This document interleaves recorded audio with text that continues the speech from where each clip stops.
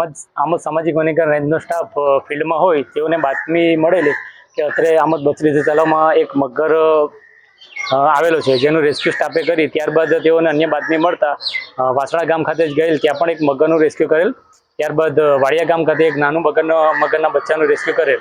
એ 3 મગરને અત્રેની range કચેરી લાવી medical checkup કરાવી ત્યારબાદ તંદુરસ્ત અવસ્થામાં હોય ત્યારબાદ હવે એમને કુદરતી મુક્ત વાતાવરણમાં છોડવાની કાર્યવાહી કરવામાં આવશે.